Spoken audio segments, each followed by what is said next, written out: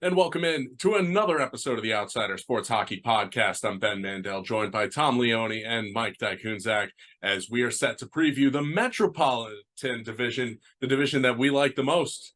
Tom and I's New Jersey Devils, Mike and I's Whoa, New whoa, Jersey whoa, whoa, Devils. whoa, whoa, whoa, whoa, whoa, whoa, It's been a whoa! long Never day. out of those words. No, Mike and I's New Jersey Devils. Tom and I's Mets. That's what we got. There you go. Yes. But we got Mike and I's New Jersey Devils, Tom's New York Rangers. A lot of other loaded teams. This is a loaded division, a lot like the Atlantic. I think we saw it last year.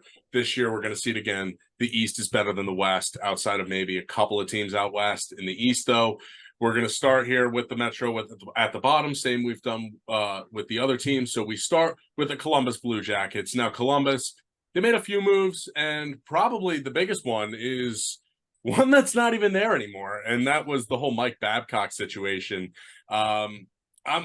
I don't know. It seems like after hearing what Boone Jenner had to say, I don't know if he necessarily needed to be dismissed, but the NHLPA came out and said that Mike Babcock needed to no longer be the coach. So after their investigation, that came through. They do bring in Damon Severson. He's going to pair with Zach Werenski to make a pretty solid top pairing. They also brought in Ivan Provorov. Adam Boquist is still there. Eric Goodbranson comes in. You have Andrew Peak, who was drafted. I know they also have the youngster Lucas Fantilli, but is he going to play this year? We're still not completely sure. I think we may see him draw in. But guys, what are your thoughts on Columbus? Are they better? Are they worse? Or are they the same? I think they're around the same. I still feel like they'll finish last in the division, similar to last year. I think the Babcock situation it was just so crazy. I thought he was from a hockey standpoint, I think he was a perfect guy for a Columbus team. And kind of like a Barry Trotz and a hockey mindset where older head coach, kind of a system that likes to play faster, not a John Tortorella type, one that young players can learn from. And he's had a lot of success in this league. And I just think that hanging over the team, plus their moves that they added, don't put them over the top, especially in this division. They're just going to get beat down by these other teams. And I just feel like they'll just stay stagnant. But like the Fantilli addition, Severson, I think, Werenski's a great player. Boone Jenner is always just a great guy and a great player. They have the pieces to eventually make moves back up to in this Metro, but the other teams just jump them so fast, and they don't have the firepower right now to get above some of these other teams. They'll be fighting with Philly for last. I'll say that. Yeah, I agree with you there, Tom. I think, it's also easy to overlook how good the top line could be. Not saying how good it is, but I mean, if Johnny Gaudreau can step it up and put together a better season, 74 points, yeah, that's solid, but you expect Johnny Gaudreau to score more than 20 goals for you, especially with that contract. Patrick Laine's still there. Kirill Marchenko's solid, but, hey, they've got talent. Mike, what are your thoughts, though, on Columbus? Yeah, no problem. I apologize if my dogs are howling in the background. Hopefully you don't really hear it. But Timo can do what he wants. It's the Metro episode. He could. I was hoping he would save his part for when we talk about the Devils, but I guess he wanted to join in early. But with Columbus, I wouldn't be surprised if they jumped to the middle of the pack in the Metro. I know they really didn't make that much changes, but I feel like they do have a lot of key pieces, right? They have Johnny Gaudreau. They have so much talent in this team. I feel like last year was kind of like a test ride for this team, especially with the talent they have. And also they do have $5 million in cash space for in-season needs if they want to make a change up. And I think with Mike Babcock, I think they could do something like that. I think it's like Tom said, the perfect coach to come into this situation and this team, because I feel like he could make good changes to make them more relevant than they were last year. And, I'm not saying they're going to make the playoffs. I'm not saying they're going to be 10 times better, but I think that they could definitely make the middle of the pack like they were and not like they were last year. Yeah, look, it's a shame. I think that Babcock was let go after all of that.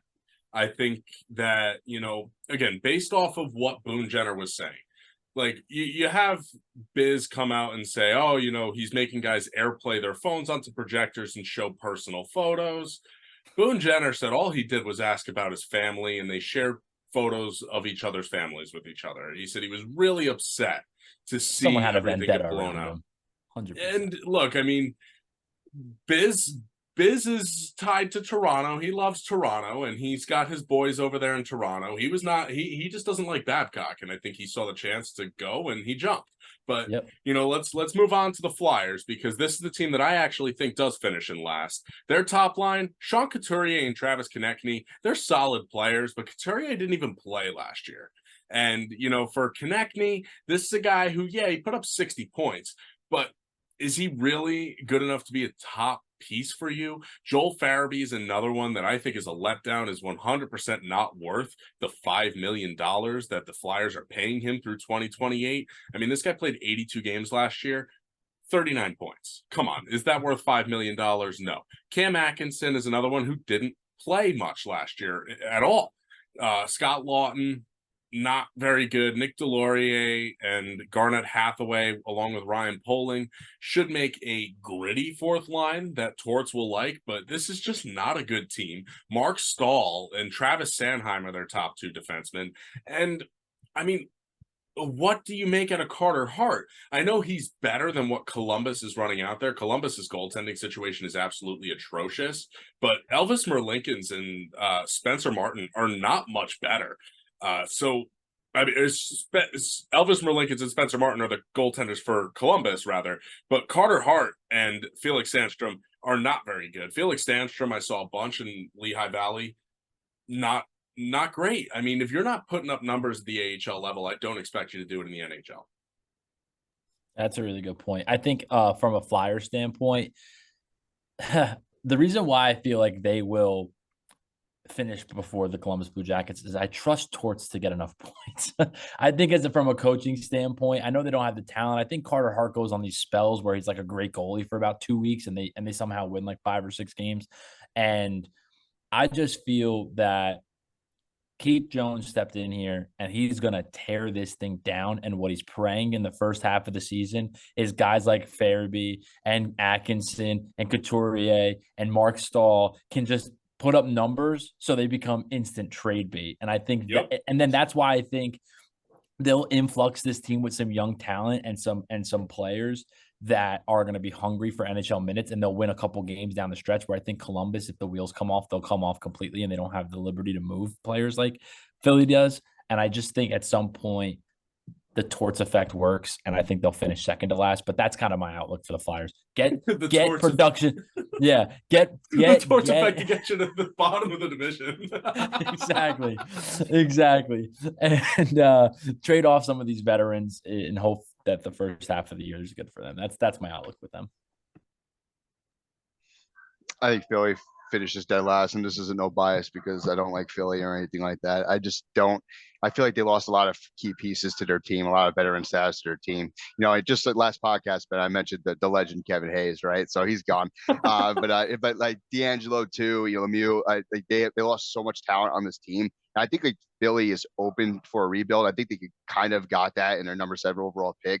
I think that they kind of are leaning towards a rebuild in that direction. But I just think they took a turn for the worse going into the season compared to they were last year. Somehow they got worse, and I think it's definitely going to show this year.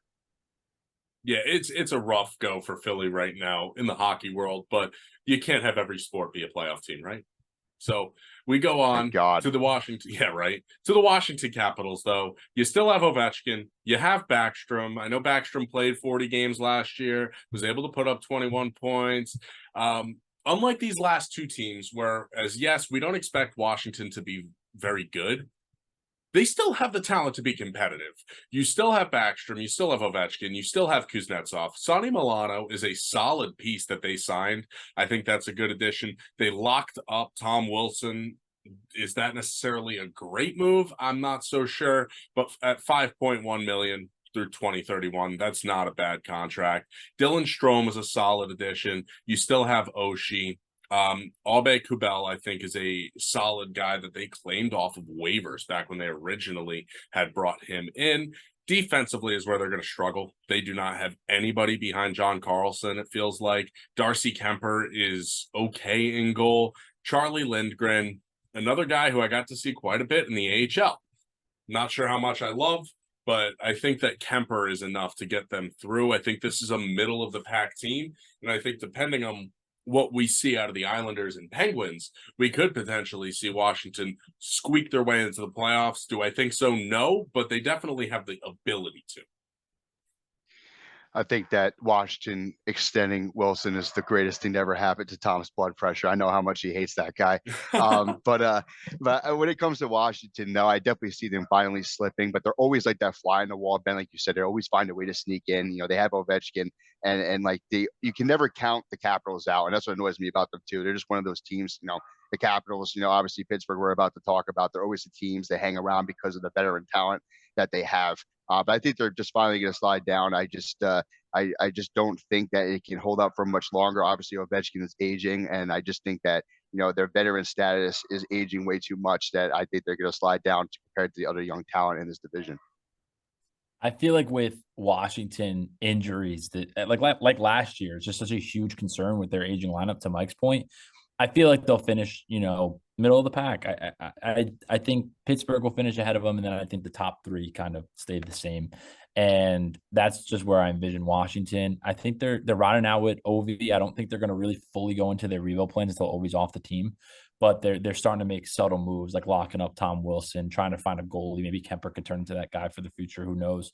But yeah, just middle of the pack. Finally, right? Washington's not constantly up there, nagging teams to get into the top three. So yeah, middle of the pack for the Washington Capitals. It feels really good to say that. And screw Tom Wilson, Mike. You're right. Yeah, I mean, look, it is what it is. Now, the next team we will talk about it is the Pittsburgh Penguins, and I think we are going to be a bit mixed on this, guys. I think the Penguins did really good this offseason. I think Dubas did a great job stepping in because you look at what this roster is now. Chris Letang is now their fourth defenseman. That's big. I think P.O. Joseph is someone they needed to try and replace. They were not able to, but he's an RFA after this year. I wouldn't be surprised if he's gone. With Marcus Pettersson, Erik Karlsson, Ryan Graves, I think that's all good additions. I think Karlsson definitely had a bit of an outlier season last year. I think he has aged a bit, but hey, Pittsburgh didn't have to give up much, and they actually ended up creating cap space in there after that deal. So while you bring in a $10 million man in Karlsson, they still made some space. They were able to get Petrie off the books, so that was good. But the offense is really what I am excited about for this team. You have Ricard Raquel, Sidney Crosby, Brian Rust as the top line. You have Malkin, Riley Smith, and the big Z, Radim Zohorna on the second line. Drew O'Connor, Lars Eller, and Vinny Panastraza, Matt Nieto, Nolan Achari, and Jeff Carter for the fourth line. I think that fourth line is not going to be as gritty as most, but they're going to score a lot of goals depending on their matchups. But the two guys, Radim Zohorna, Drew O'Connor, two guys I spent a lot of time with in Wilkes-Barre.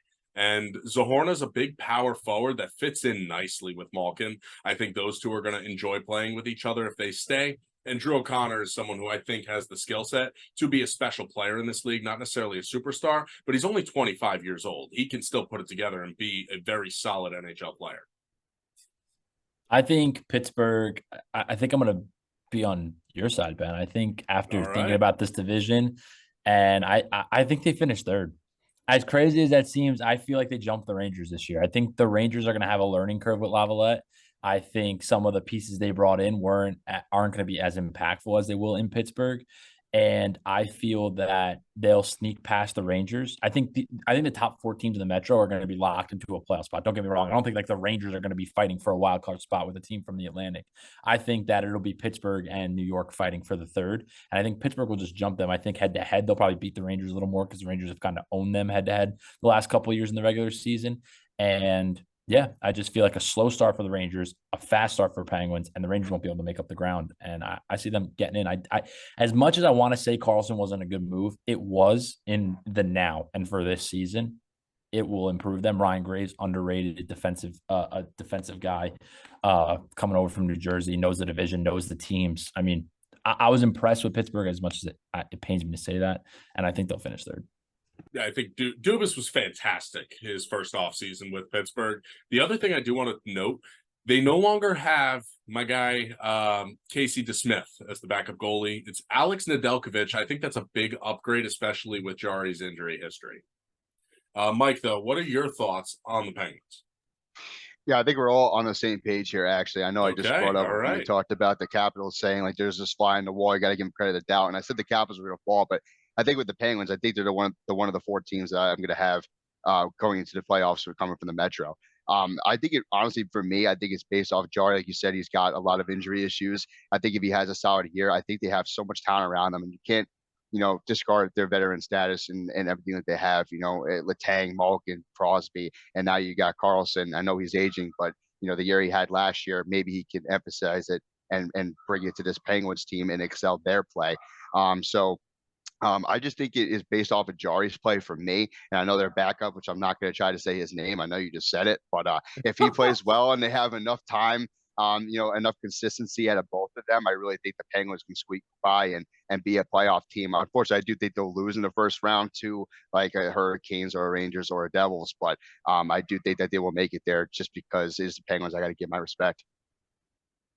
Yeah, speaking of names, I'm going to have fun with this one because I think I do want to test something because, Mike, I want to see how many names you know or don't know because you just haven't heard them.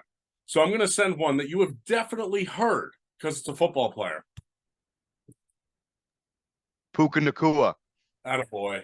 Football, I'm okay. That's what I mean. You hear it. It's because you hear it more. You hear it more. That's Puka. why. I knew you'd hear Puka Nacua. So I just wanted to make sure you knew that one. All right, though. Let's keep it. Let's keep it with hockey, though. And why not? Let's give Tom a big time name off either the Rangers, the Islanders, or Devils. We're starting with the Islanders, though, guys. Bo Horvat was locked up. Matt Barzal's locked up. Both those guys are locked up through 2031. You have Simon Holmstrom is going to look to slot on that first line. He ended up playing 50 games last year, looked solid. He's someone that the Islanders are definitely hoping can break through. He's one of the few pieces that they had in Bridgeport. Pierre Engvall comes back. You have Brock Nelson and Julien Gauthier on that second line. J.G. Pageau, Anders Lee, and Oliver Wahlstrom for the third line. Don't be surprised if you see Lee and Holmstrom swap spots there. And then the MC squared line of Martin Cizikas, Clutterbuck. Defensively, Pelech and Pulak are two great guys, I think, to lead your group as long as they stay healthy. Noah Dobson and Alexander Romanov are a sneaky good second pairing if Dobson's development can continue. Both of those guys are just 23 years old. And then you have Sebastian Aho, the not good one, who plays defense with Scott Mayfield. Guys, this isn't a bad team in front of Ilya Sorokin, but are they good enough to make the playoffs? No. And no, because I think Pittsburgh is still better than them, and I think the Rangers are better than them, and that's where I see them falling off. They need to improve that second line. If Julien Gauthier is on your second line, you're in for a rude awakening. Well, and they do have Kyle Palmieri who's hurt, so there is a chance that they'll have some movement. But no, that was the big alarming thing for me. They signed Julien Gauthier for I think it was like $700,000 and change. It was cheap. Yeah, it was cheap. And I know that's where he fits in their lineup. Throw him on your second line. I think that's just cap friendly throwing him in there. Again, you could even make the excuse that you swap Engvall's line or wing and bump Anders Lee up to play the left wing. You're right. You're right. Regardless, there's movement though. For sure. Regardless, though, I think that they're not as deep as they need to be to compete in this division as well, which plays a factor. And kind of, I know a lot of people say Shesterkin carries the Rangers, but Sorokin really carries the Islanders, and even with him carrying, they don't have the firepower to keep up with the other teams. So I have them finishing 5th, right behind the Rangers, and that's where I see the Islanders. No bias. I'm sorry, Islander fans. I'm trying to be on as my hockey opinion. I don't think they're going to make the playoffs, but they are improving. They remind me of what this year's New York Giants look like for football. The talent and roster is there on paper. I just don't think we're going to see the results. I mean, I agree. I think you're going to watch the Islanders this year and think to yourself, how are we not better? And that's what I expect. I think it's a perfect comparison there, Ben, because if you want to talk about offensively, that's the biggest problem I have with the Islanders. I think they scored, I was just looking at it before, it was 242 goals last season, which was the third fewest in the Metro. It's not going to cut it in this good of a division, right? And like Tom said, they big on Sorokin's talent because offensively, it's just not there. You know, you need Sorokin to stay on his head game after game in order to compete and win games. And that's just not going to cut in the division, especially because it got better for the 4 teams that, you know, we consider going to the playoffs this year. I do have them at 5. Just missing, if there's an outlier, it is the Islanders. Like you said, on paper, they should compete, right? But I just think that, you know, offensively is not there. And I think it's a perfect comparison, like I said, Ben, because football I have more knowledge about, right? But the New York Giants offensively, oh my God, what was that last night? So I just think it's a perfect comparison in order why I don't have this team making the playoffs. And it's because offensively, I just don't think they have much production outside of Barzell and Horvat. So. Well, and even Barzell scored. I mean, I know he only played 58 games, but he only scored 14 goals. Now he did This has grab to a be couple. make or break year for him. That That is exactly it. I was just gonna say that he did grab 2 in the preseason game against the Devils last night. I mean, so did John Marino. So I don't know, but I do expect a better year from Barzell. I don't think they make the playoffs. I'm in agreement with you guys. I think Pittsburgh's going to fit in there. But let's go on to the Rangers. Tom, your team.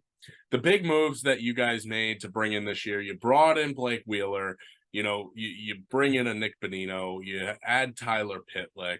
Defensively, nothing really too different. You have Eric Gustafson, Jonathan Quick comes in to be the backup.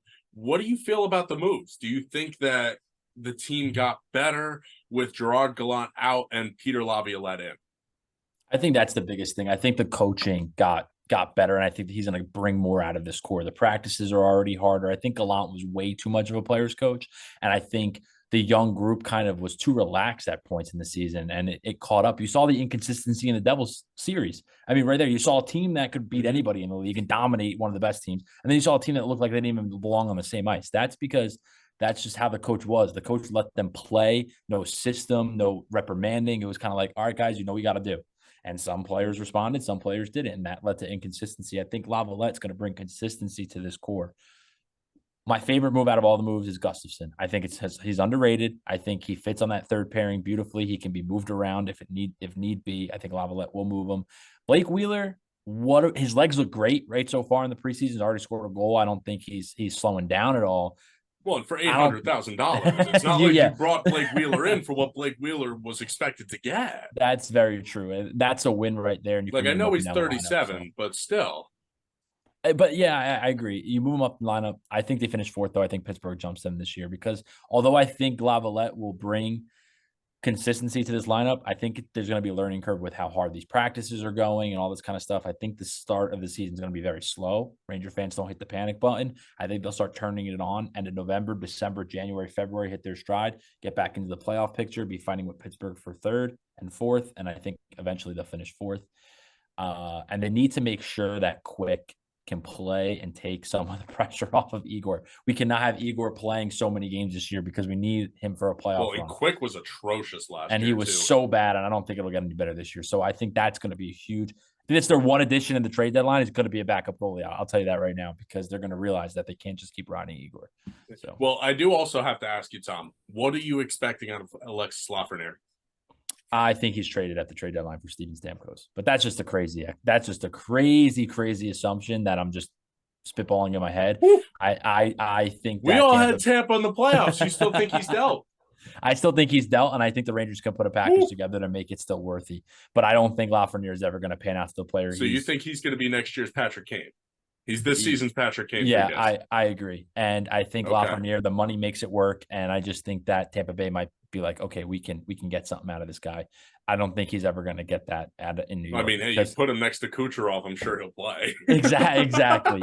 So yeah, he's just not gonna get there. The Rangers got probably in a year to get the first round pick based on what their needs. I mean, the number 1 overall pick, Lafreniere, was probably the worst that they could have gotten.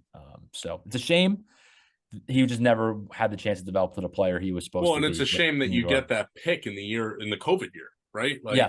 You got it when there was no scouting whatsoever. That whole draft, it seems like, was a crapshoot because a lot of guys from that draft, especially the early ones, are not panning out.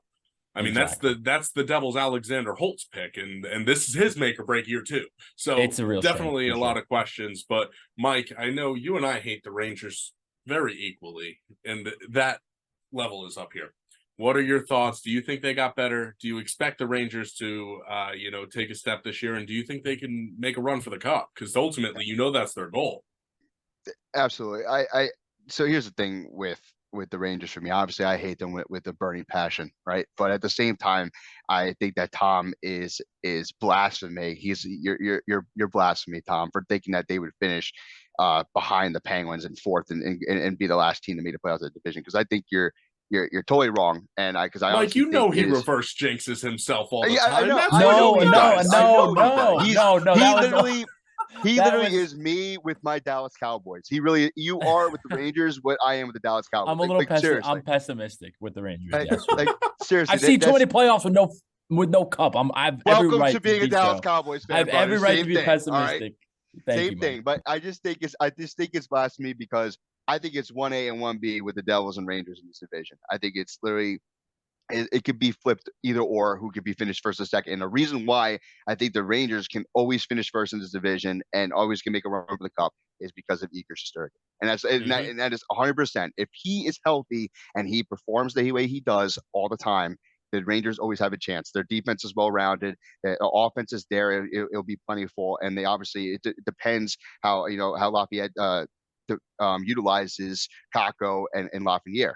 So I just think if he utilizes the young talent the right way, which it has not been for the Rangers, I think in the last few years, and they haven't developed as much as they should have.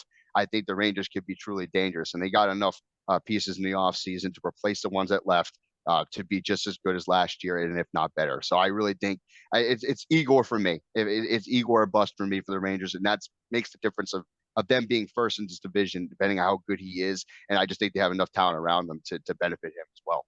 I just want to say one more thing. Mhm. My breakout player prediction, and I expect both of you guys to give one for the Devils. Mine is Filipino. I think Filipino cements himself as a top 6 center in this league Love that guy. this year. Top I think he's got that. six? I think he's got that type of talent. Top I six? think he's the Rangers Nico Hischier without the draft pick status. Nico started his career slow and then out of nowhere, you saw the glimpses, but he was hurt and he the never. thing with Nico was he had the injuries, but he was never supposed to be a big time offensive player. No, but I'm saying just how good of a player he is. Not No, offensively. I mean, yeah. No, hey, just I how get it. like you look I at Nico and you respect it. say top 2 centers, right? Like Hughes and Hischier, top 5, top 2 centers. I think Heedle's going to cement himself where the future of Zibanejad and Heedle, not Trocheck, will be, Trocheck will be the third line center come next year, even part of this year. That's my thought.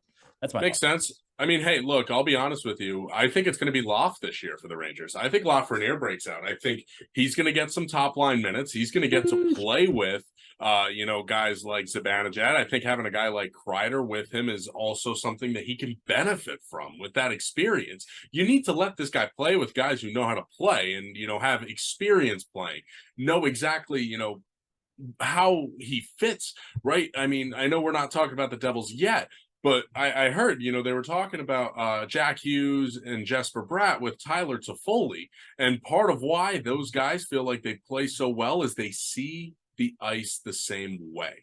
They said that Jesper Bratt was saying that Toffoli is able to pick out the same lanes and passing lanes and shooting lanes that Bratt and Hughes see. So, you get someone with Lafreniere, like a Zibanejad, who can help and lead him that way. I think he can break out. And, I could see 20 to 30 goals from Lafreniere this year. I hope you're right, Ben. Hey, I am going to say, though, I think that the Rangers are a playoff team, but I am with you, Tom. I think that they are going to take a bit of a step back. Not the way you think, though. I think they're going to still be in third. I think one team jumps them, but I do have a team falling back. We're going to go into the New Jersey Devils, though. They bring in Tyler Toffoli. They lock up Bratt and Meyer. You ended up losing Miles Wood.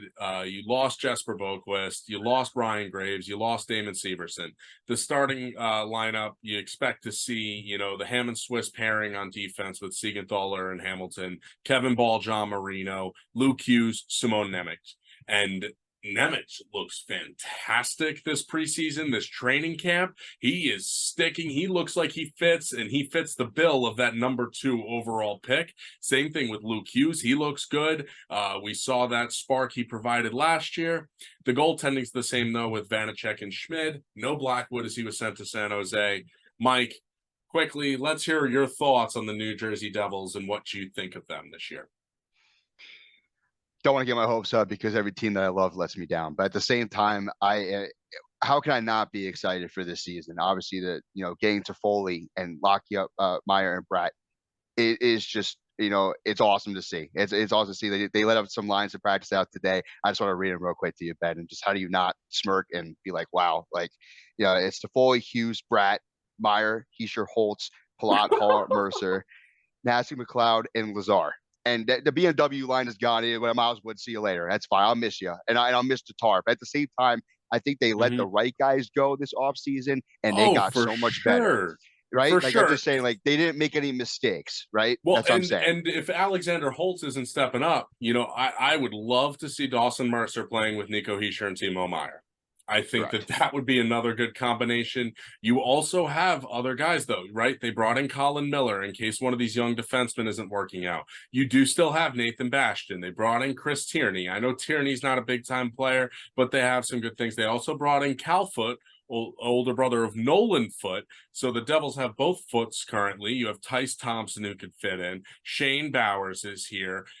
Definitely a lot of pieces to like. Goaltending wise, who's our third string goalie? Keith Kincaid. Woohoo! The Devils bring him back. He's going to end up spending time in Utica with Nico Dawes. But I'm excited. I think that this is going to be a great year for the Devils. Tom, let's hear your thoughts on New Jersey. Winning the Metro. That is my thoughts on the New Jersey Devils. They're the deepest. They're the fastest. Jinxing. I'm really not jinxing. This is just straight hockey. I can put my bias aside if there is any. I really don't hate the Devils that much.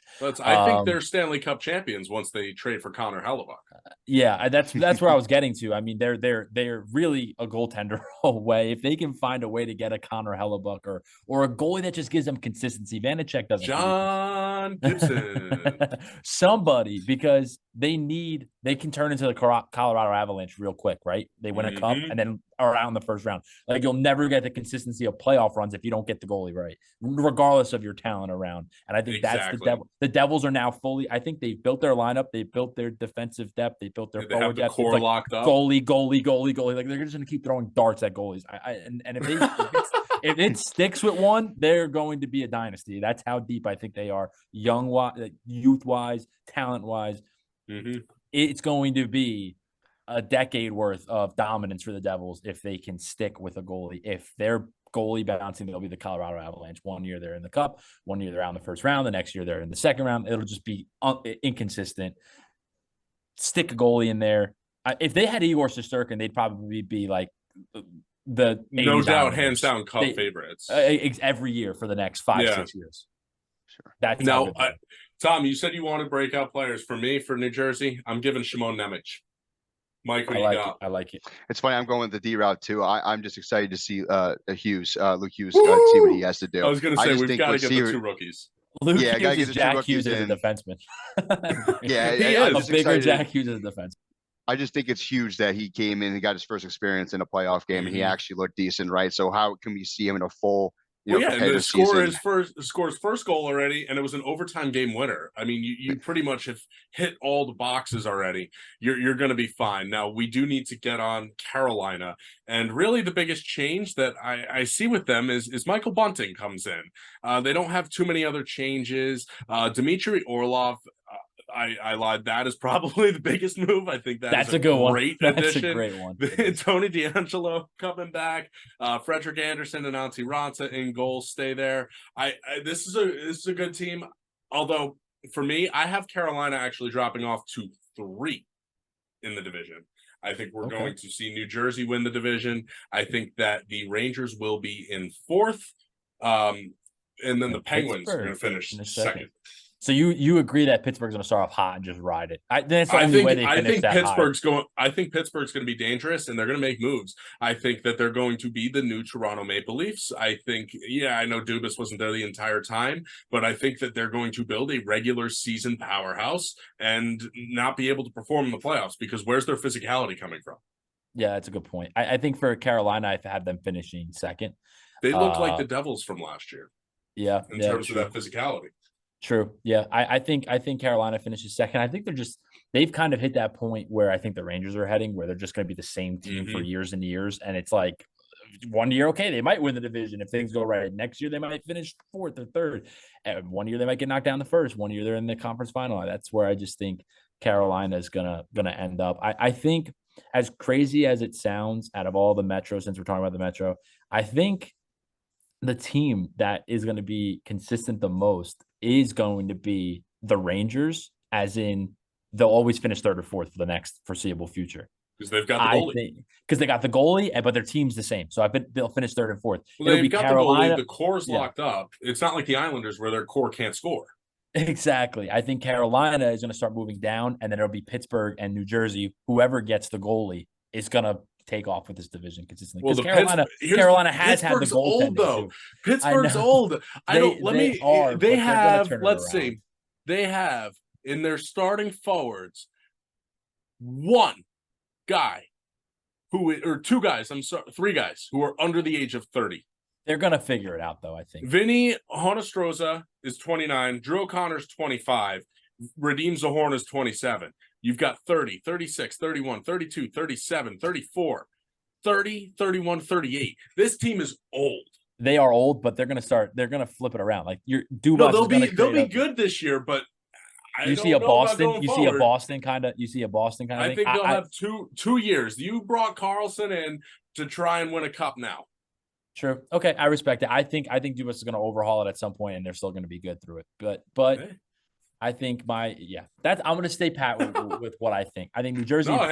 Stick with it. Future. Yeah. I wasn't saying it to change your mind. I was just saying they're old. They are old, but listen, that's how I feel. No, I got you. I'm going to be quick. I'm going to be quick here. I agree. Carolina finishes third. I think it's Rangers and Devils are 1A, 1B, and Carolina, and then I got Pittsburgh fourth. But the reason why I got Carolina dropping down, I just think the Rangers and Devils all season moves just outmatched them. I think that they just make them a better team than them. And it comes down to their goaltending with Ranta and Anderson. It depends. They're probably the third best tandem. Behind the Islanders and the Rangers. So it depends how they do too. But I got them. That's what I got. I got Rangers or Devils. Carolina, and then Pittsburgh for my playoff spot in this division. You got to pick a one. Goaltending was like quarterbacks. Got to pick a one. Pick a champ. Pick a division champ. You can't it's say okay one to pick the Devils. Pick it's a okay one. Pick the Devils. All right, Devils, Rangers, Carolina. There you go. There we go. We're all consensus New Jersey Devils winning the Metro. I wish goaltenders were as important as quarterbacks, because if it was the case, I would be able to confidently say the Rangers. I mean, if goalies were quarterbacks, why I said 1A, 1B, Tom. That's why I said 1A. Hey, 1B. I hope you're right, but I don't think so. We'll see. Look, I think that for the Devils, it's a lot of excitement. I think Carolina, the big thing is you can't stay at the top forever. Eventually it's going to fall off, and you don't see things like the Red Wings and the Devils. Even when the Devils went on that ridiculous run, they weren't winning the division every year. They were just making the playoffs every year. So same thing for Detroit. You don't win your division every year. Now, that is going to do it for us, though, here on the Outsider Sports Hockey Podcast. Appreciate you tuning in. I know this one just up on YouTube. Hit subscribe if you like. Make sure you follow us on Spotify by searching Outsider Sports. All of our episodes are up there as well. Follow us on X at Outsider Sports 3. Check out our website at outsidersports.net. And we'll be back on Spotify tomorrow and on YouTube with the Pacific Division preview.